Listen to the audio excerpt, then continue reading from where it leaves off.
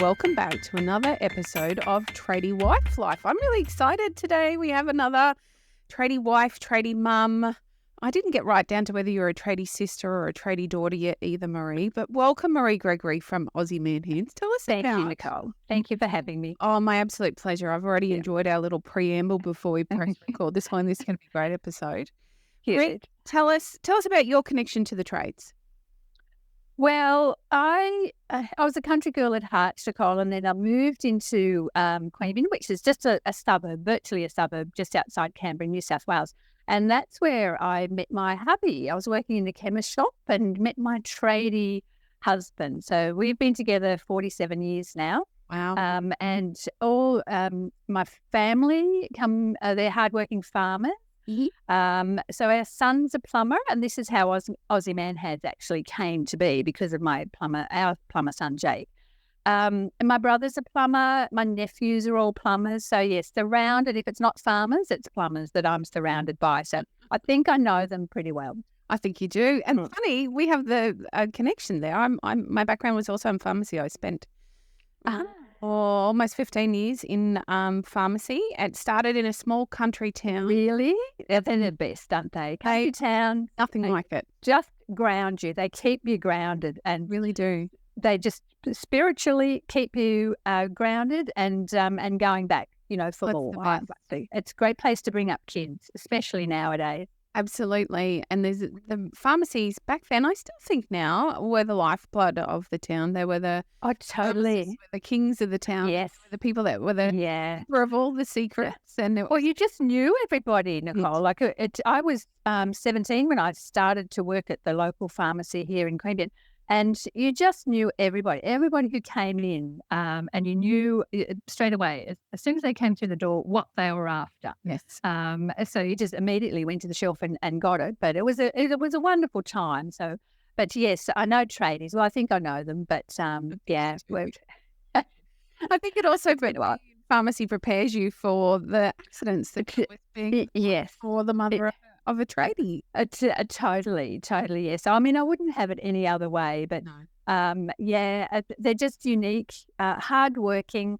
I think they're underrated sometimes. I think they get a little bit forgotten.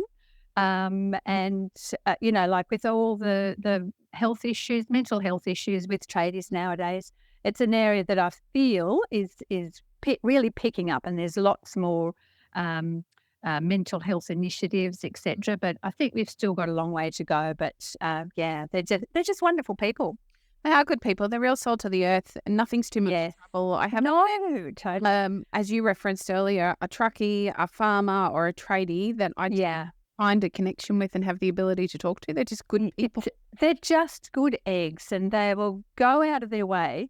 Like I speak on behalf of all tradies. Of course, there's some rough around the edges ones as well, but overall, I don't know a tradie who wouldn't put his hand up and say, yep, I'll go and fix that. I know what to do. I can fix it.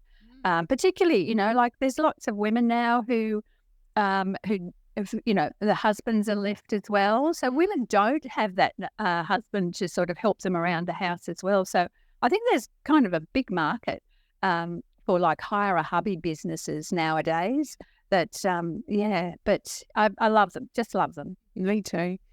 Maree, as you mentioned hands, one thing that tradies don't do very well is ask for help. No, they don't. And I can recall, so coming into the episode today, I was thinking about my experiences with tradies and their hands. And I can recall a concreter coming into that small country pharmacy with the biggest, they were cracks. They're not cuts. Cracks in his hands. And he almost had tears in his eyes. Yeah. Because it was cold. They were concrete dust every day. And so dry. The concrete, particularly for concreters, you can always pick the concreter in a crowd by their hands. And they just don't seek help. I don't know whether it's because they don't like to look as if they're sort of taking care of their appearance, their hands, etc. But I find it's actually changing, thankfully now, Nicole.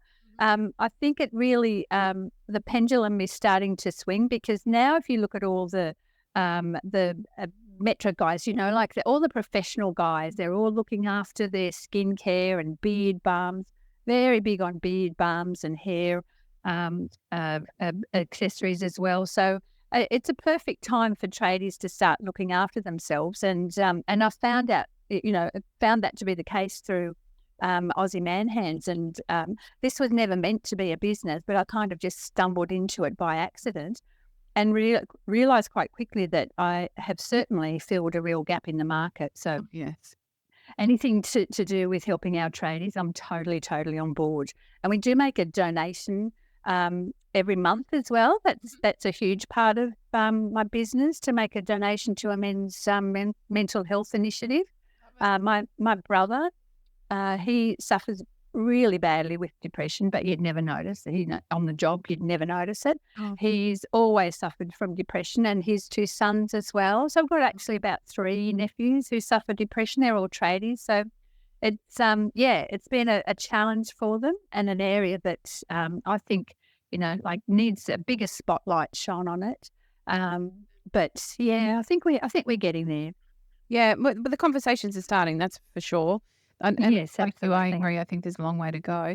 Maree, tell us about Aussie Man Hands. How did it come about? If it was never Well, meant to be a business, it was never meant to be a business, Nicole. No, I've kind of just stumbled into this. It was actually about 4 or 5 years ago now, and I was happily just working quietly away at Qantas at Canberra Airport, just part time. And I thought, I haven't spoken to Jake for a while, so I'll give him a ring. And he said, "Oh, Mum, I can't talk now. I'm in hospital." And I was like, "What? What's happening to you?" So for 10 days, apparently, he had been on a strong antibiotic, which wasn't working. And the doctor had used a texter to track the progress of cellulitis up his arm. wow. So when I actually rang, so this was all unknown to me when I rang him and said he was in hospital. Of course, I went straight to the local hospital, and he was sitting up there, and the specialist just casually said, "Well, he'll have to have his arm amputated if it reaches the top of his arm." And I was like, "What are you talking about?" Like, there's got to be, something that can be done. So that's why he was in hospital. He had to present to hospital for the next 5 days and have an IV drip, strongest antibiotic drip. And if that didn't work, well, amputation. So thankfully that didn't happen. And Jake was discharged with a strong warning to take better care of his hands, because it actually started with just a little niche, a little cut in his hand. He was a plumber. And of course, Jake took no notice, jumped straight in his truck and off he went. So took no notice at all. So his partner, Belinda, and I just bought every available product for him. And I'd soon discovered there wasn't a lot for men, but there's a couple of hand creams that we bought, and each and every one of them was just discarded by Jake. And it was just like, "Mum, that's just crap. I can't use it, Mum. It's too greasy, too heavy. They hate greasy hands." But at the same time, they don't like soft hands either. So it's this little, it's a tradie thing. They don't like soft hands. So I just couldn't believe that there wasn't a product that sort of filled that gap for tradies. I mean, if you think of all the tradies out there, concreters, yes, and farmers, like there's a huge market for these men. So I worked with, I tried to find a Canberra compounding pharmacy, and I gave them a list of ingredients that are just natural ingredients that I wanted to use. Could not find a Canberra pharmacy that could come up with a product that was non-greasy and not heavy. So I found a Sydney pharmacist, and after about 4 or 5 attempts, Jake was like, "Yeah, that's great, Mum. Yeah, I'll use that." So it still wasn't meant to be a business. It was just meant to be, this chemist would send me, a couple of tubs every few months. But pretty soon, like Jake was saying, "Mum, get yourself, like a business," because all the tradies on site kept saying to him, "Jake, get your mum to send us some hand cream." So, and that's literally where it started, Nicole. I thought, okay, well, there's obviously, like a market out there. The boys will buy this. But again, I was kind of skeptical, but pretty soon, like the sales started coming in, and then Hip Pocket Workwear contacted me, and stockers started inquiring as well. So, yeah, it's been a really interesting journey, and lots of mistakes made on my part because I didn't have like a business background. So I really struggled with how to do this, how to make it grow. But yeah, I've kind of I've made it work.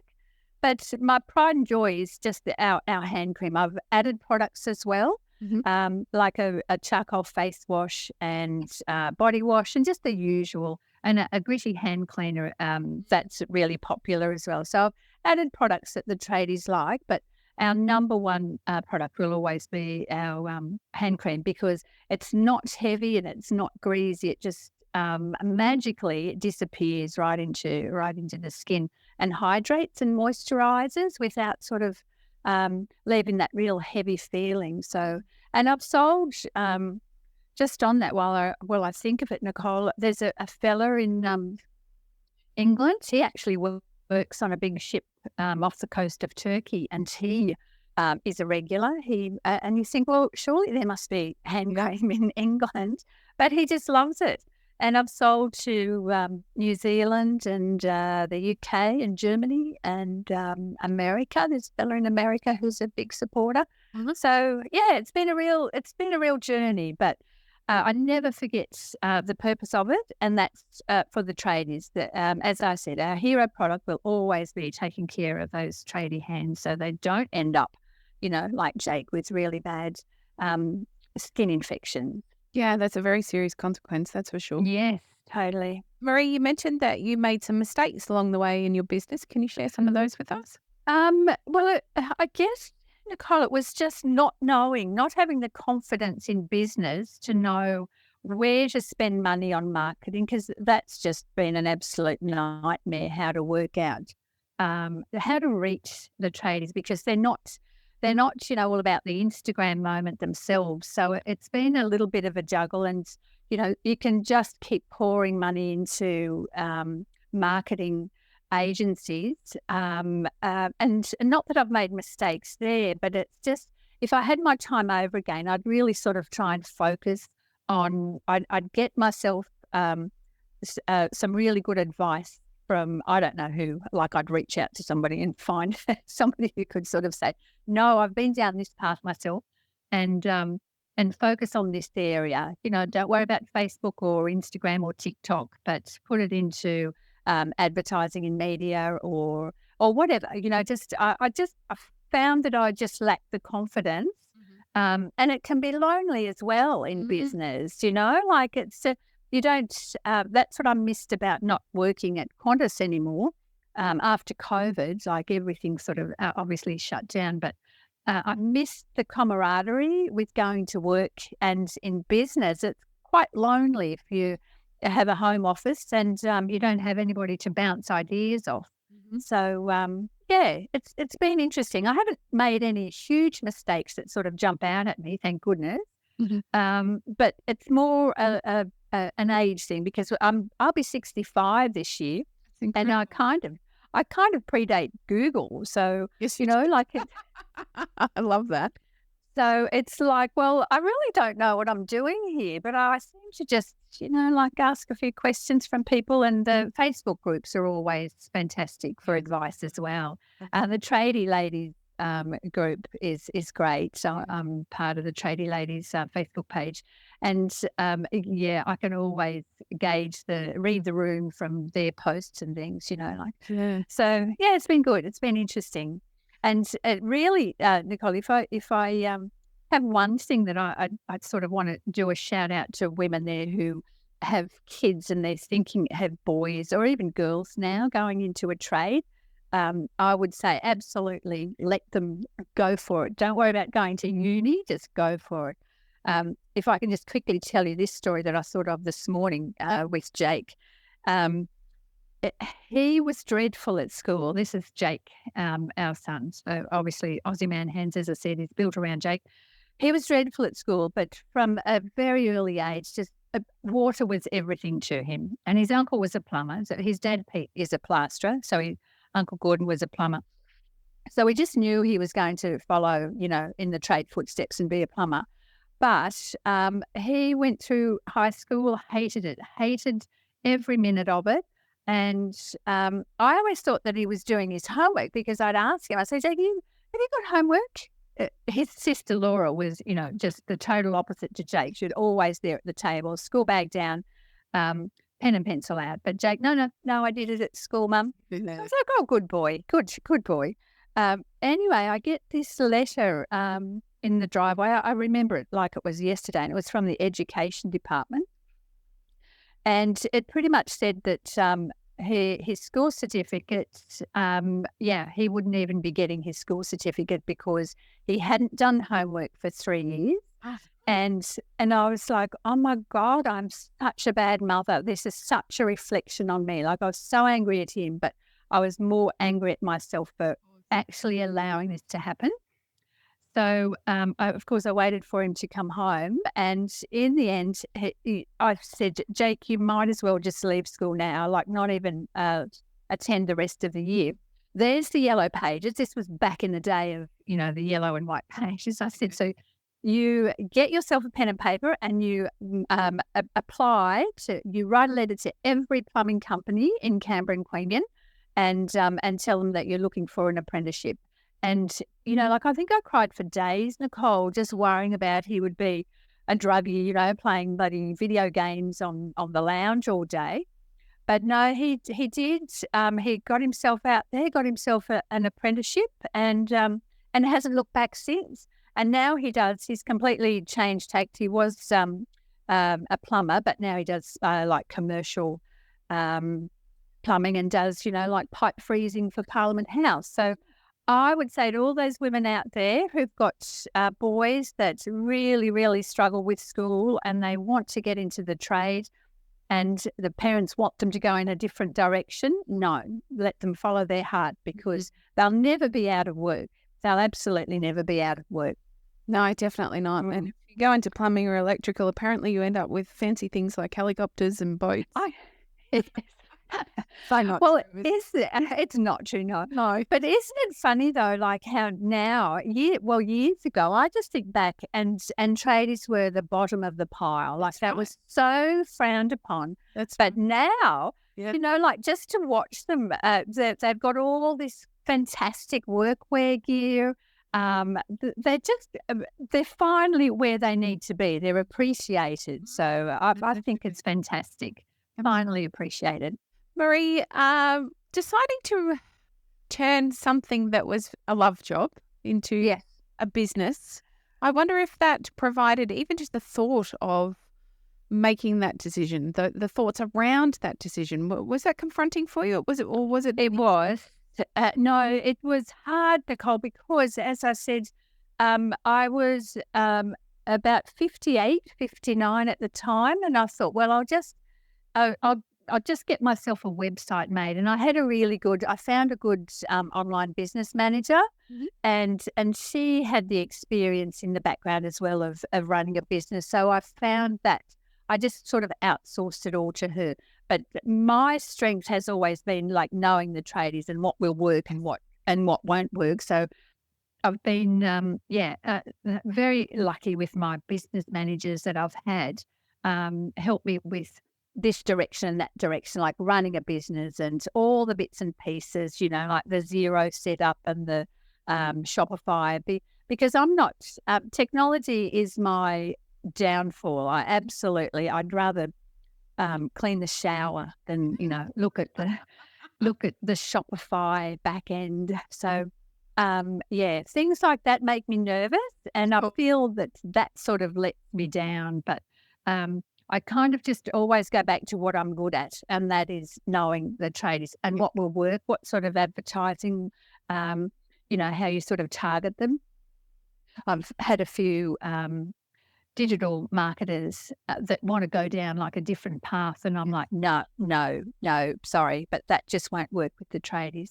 So it's like a big trial and error. I've made some errors with the people that I've sort of had around me, but they haven't actually, but I don't mean error. It's been a learning curve for me because it kind of reiterates to me that no, I know the direction of my business and what works and what doesn't. And it's quite simple, really, because tradies are just no fuss. Like, just if you try to sort of sell them something that's really over the top and fancy, no, forget it. It's just not. They'll just walk away. So Yep. I think I found the happy place for them with what works. And as I said, it's not it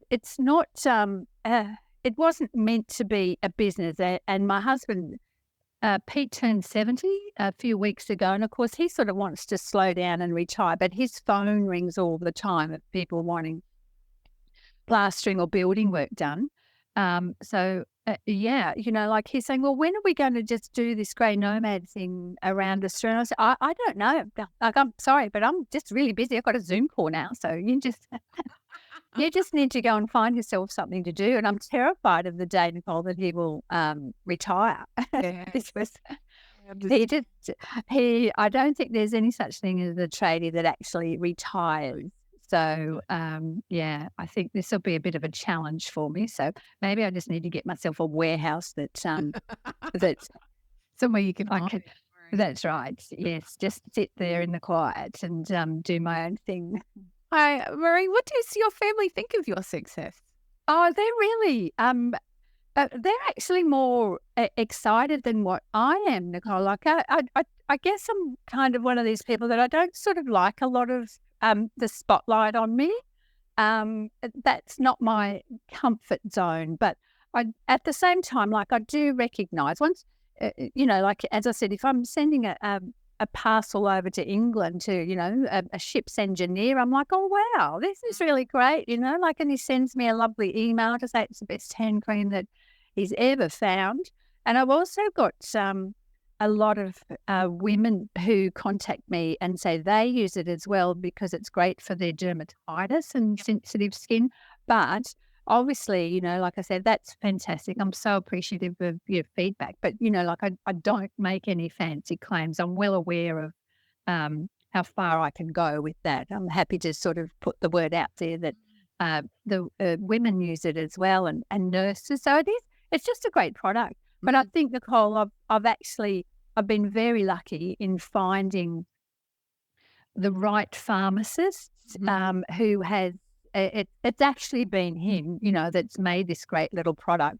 I've given him the list of ingredients, but he's been the smart one to just tweak that formulation so it is just a great product that sinks in, and it really works. Like, I wouldn't be, this is 5 years now, and I wouldn't be bothered with this if I was just trying to sell, X, Y, and Z products. I wouldn't be doing that, but it's a great product. Maree, is it still all manufactured starting with that original pharmacist? Does it still come out of the same compounding chemist? Well, I had to go, the formulation I had to take to a big skincare pharmacy in Sydney, and because I couldn't sort of keep up with what the pharmacist could do for me. So, I just get 10,000 tubs sent to me every so often out of Sydney. And, I've got a big 3PL company now that does all the packaging for me because I couldn't keep up with it. It was just getting out of control on the kitchen bench. It's going really well, Nicole. I'm very happy with where it is. But the thing I'm most proud of is it just works for the boys. Like, the feedback from the boys has been fantastic, and that's all that matters to me. And farmers, as I said, they're the lifeblood of the nation as well. So that makes me happy. Yeah, I agree. So where to from here, Maree? What would you like to see Aussie Man Hands do from here? Well, I think the next step now, because I've got it to the point where it's a great product. So the next step, I'm hoping by the end of the year, I'll get like hardware stores, like the hardware stores and the tool stores, because they're the spiritual home of the tradies. But I've sort of neglected, I haven't reached out really to them because I wanted to learn all about the business myself. Yes. and volumes and what's expected if you go to Woolies or Coles. And I'm just sort of a little bit hesitant with all that at the moment. The workwear stores, I've got some of the hip hop stores contacted me, and they're easy to manage. But I think now it's sort of, I need to go to that next step and get into the bigger hardware stores. But with that comes its own challenges as well, Nicole. So, and I don't know, I think what's holding me back is I don't really know whether I can do it on my own, I need somebody to sort of come on board with me. So I've been giving that a lot of thought as well, to find somebody who complements me as well. In that journey. So I'll just take my time and work my way through it. But ideally, yes, in another 12 months, because I'm 65 this year, so I don't want to be doing this for another 5 years. I mean, I'll be 70. Yeah. Pete will be 75 and we'll have our license taken off us by then probably. So no, he'll be no man's. No, I'll be in my warehouse alone. My little escapism. That wouldn't be.